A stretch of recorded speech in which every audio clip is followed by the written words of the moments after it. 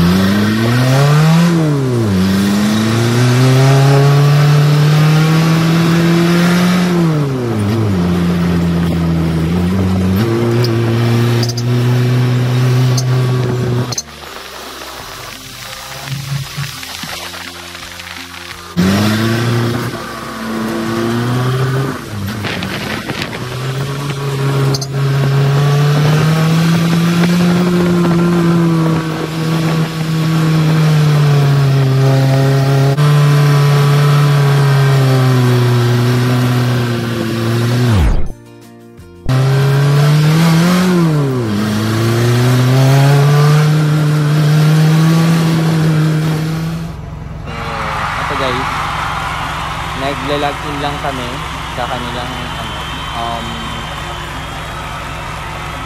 highway public assistance desk. So bago kami makapasok sa town proper, so parang dito muna yun. Kasi ito yung unang barangay na papasukin mo pag pumasok ka na ng ng Sigay. So barangay Mabileg po. So luckily di naman daw sila nawawalan ng police dito.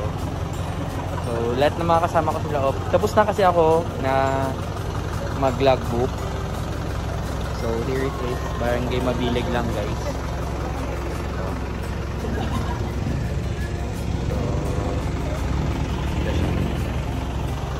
So touchdown Sigay na kami.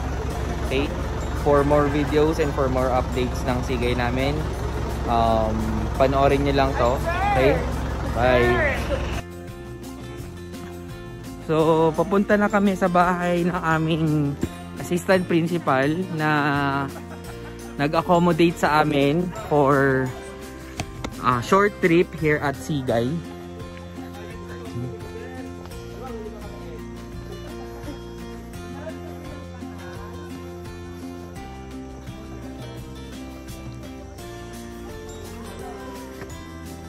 So yung binibili lang sa baba na napakamahal ito. Usual lang na plant. So guys, total namin na pumunta is 16. Okay, may tatlong plus kami. Yung sister ko,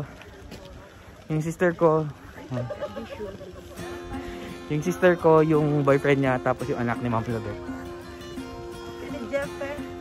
Ayaw pala. Si Ma'am.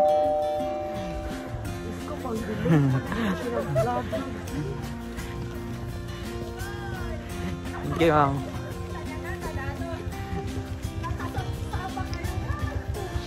Ito.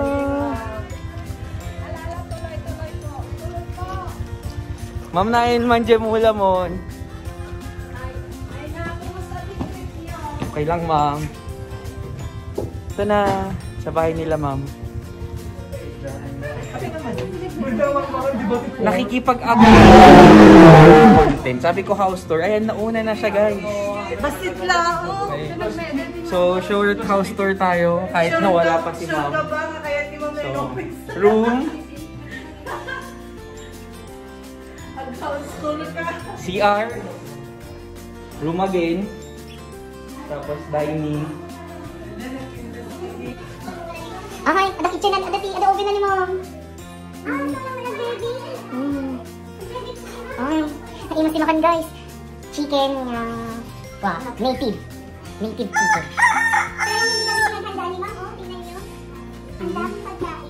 So, eto. Tapos eto, salas nila ma'am, tapos anak niya. Sa taas. Okay? Bigyan ni Ma'am Lubete. Akyat tayo, guys.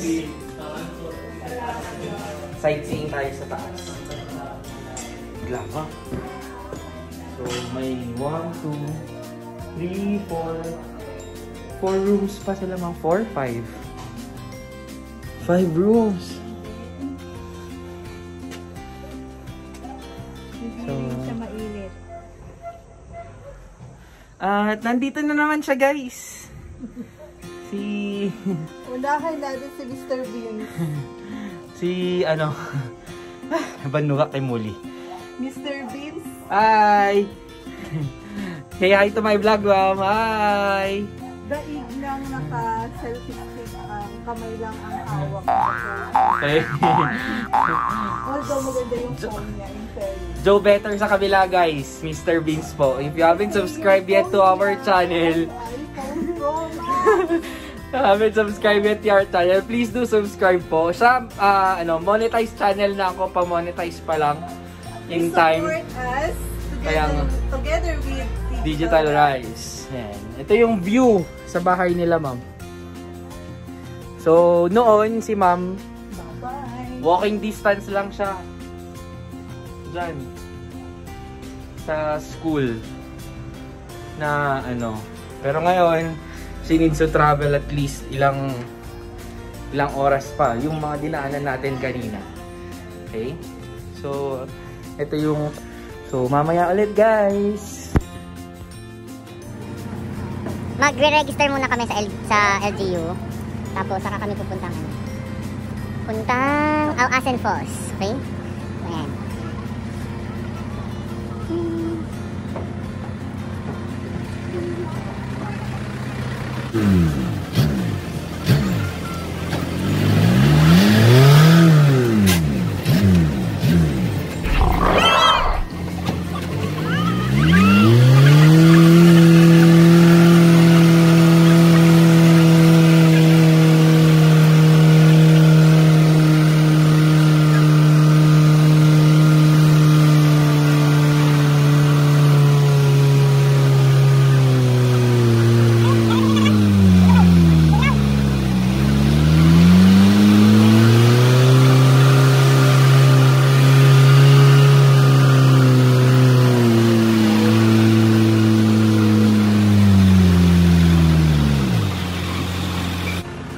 Touchdown Tigay Municipal Hall. So, under renovation siya. Proud to say na yung designer at architect nung bagong municipal hall nila is from Santa. Si Architect Bonnie. Bonnie Marnatza. So, ayun. So, andito pa rin kami. Muna kami ulit. Mag-register. So, Simnaranay, Sigay.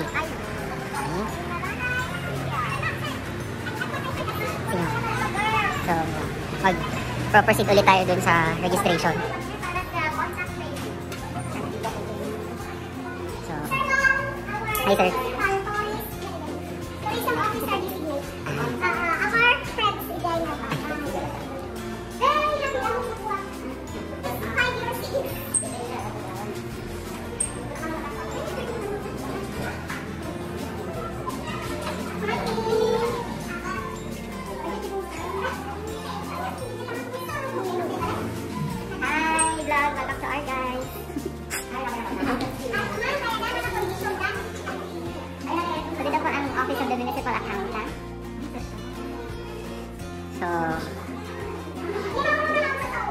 So, Sigay is, ano guys, hindi ko sure kung 4th or 5th class municipality siya. But as they say, na is, nasusukat ang pagiging progresibo ng isang town through its municipal hall. So, yung municipal hall nila is undergoing ng construction. At sabi ko nga kanina, yung architect o yung leader na nanalo dito ay kababayan ko sa municipalidad ng Santa. Per 2015 census, ang kanilang population ay 2,500 plus. Hindi ko lang alam ngayon kasi after 5 years naman na siya. So, ayan guys, they have their own police station, they have their own fire station, and fully equipped siya. Fully equipped naman sila dito guys. So, ayan guys. So, ito guys, ang Sigay Town Hall. So, ito guys.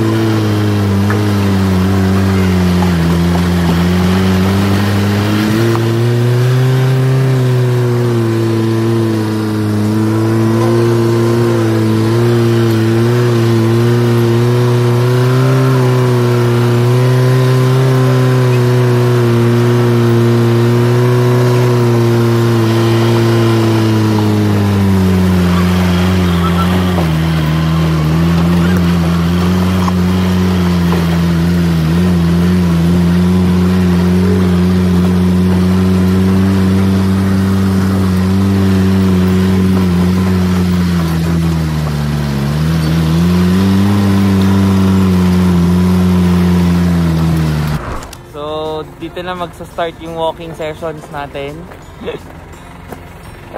So, dito na magpa-parking si Kuya.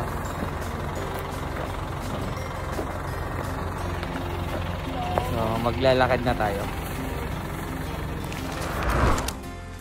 So, ito na tayo guys. Ito na tayo. Barely 2 minutes na kaming nag-start sa walking. So, I'm carrying this, grip ko lang camera. Ito yung itsura ko. My go-to neck fan. Yung baon namin na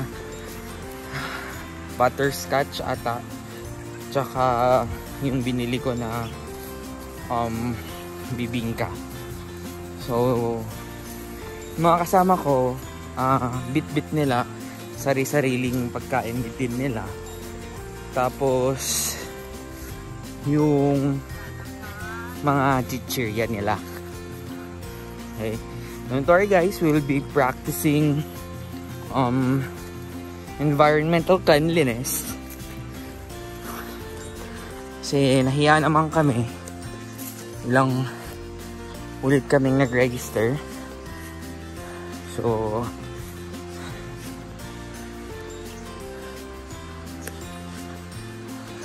si Ading yung nauna. Yun yung guide namin. Tapos,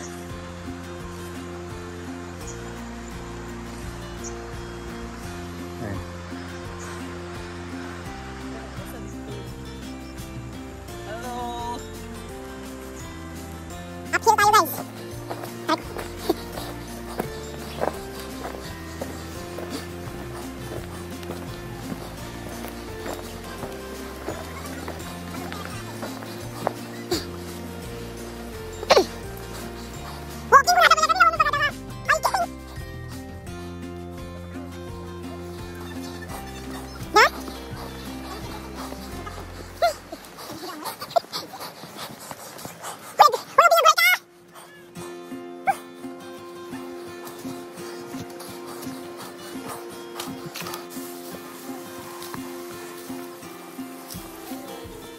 Sigurado mo, dati ko, sige pa palang tayo. Oo mo eh. Di guys? Mga nagpapalapin naman mga.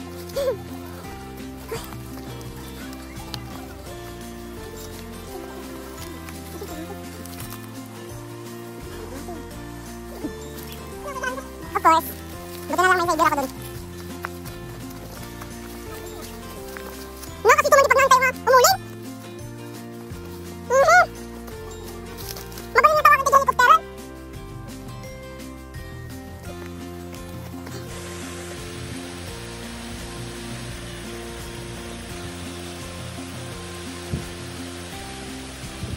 Narating ka din namin, Awasan Falls. Pero kailangan pa namin bumaba guys. Mga isang bundok pa. Okay? Ang fear lang namin is paano kami aakyat mamaya. Okay? Awasan Falls, Sigay, Ilocos. See how majestic the Awasan Falls is?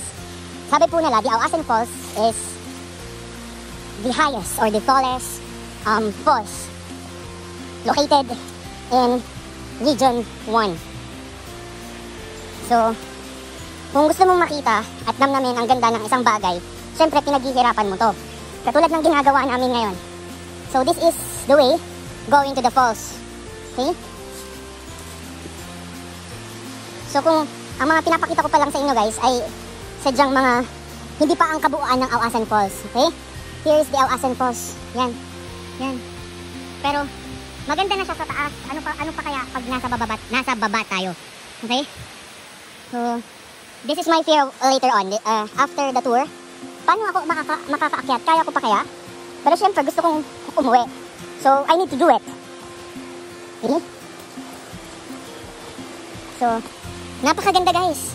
Tunog pa lang, view pa lang, dinadaanan mo pa lang, sin mawawala na yung pagod mo. Okay? So, ang ganda guys. So, ito yung guys, yung Awasan Falls from a mid view. Okay? Wala pa tayo sa pinakababa. Pero ang cool lang nung pathway.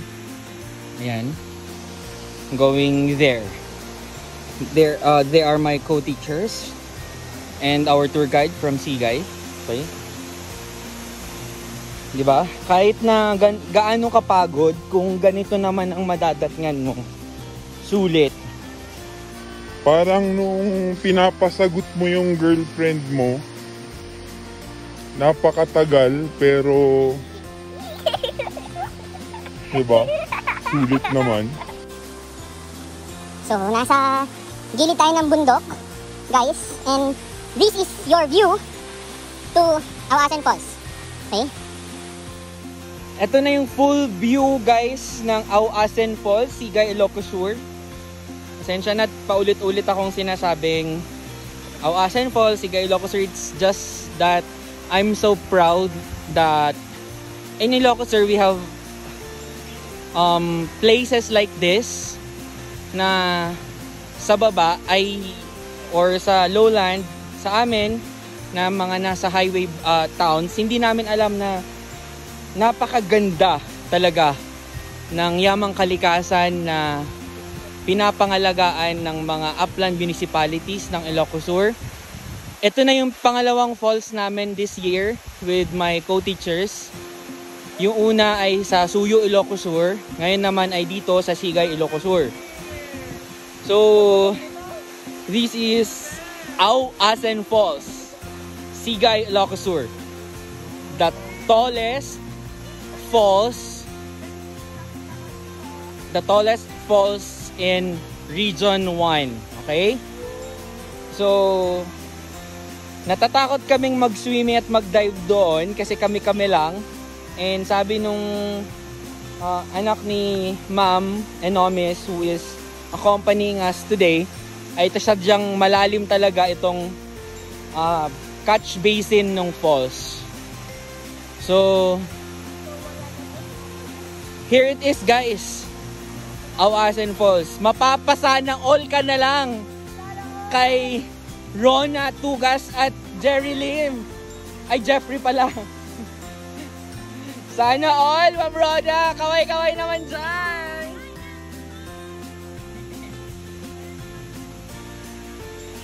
Okay.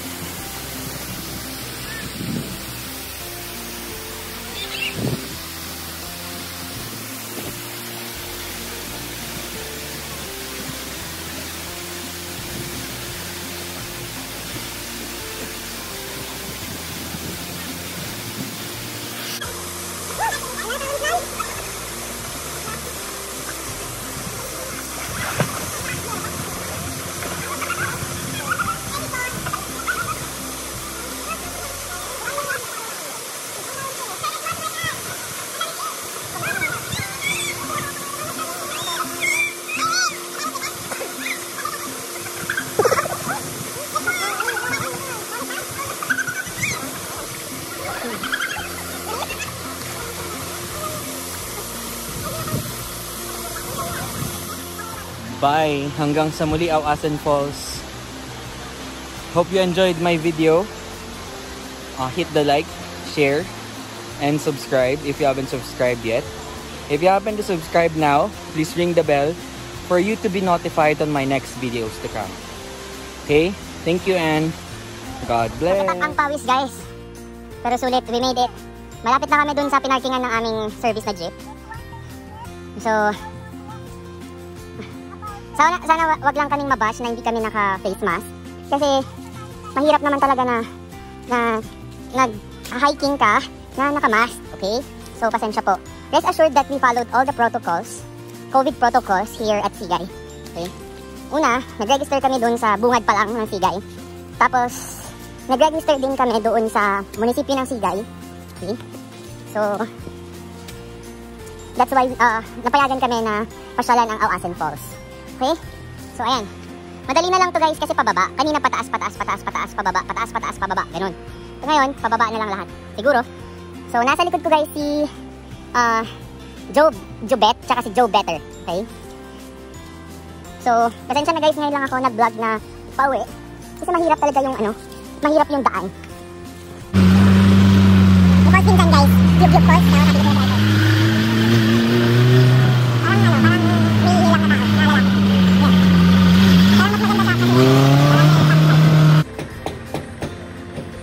So, huminto kami guys sa kanilang Barangay Plaza here at Barangay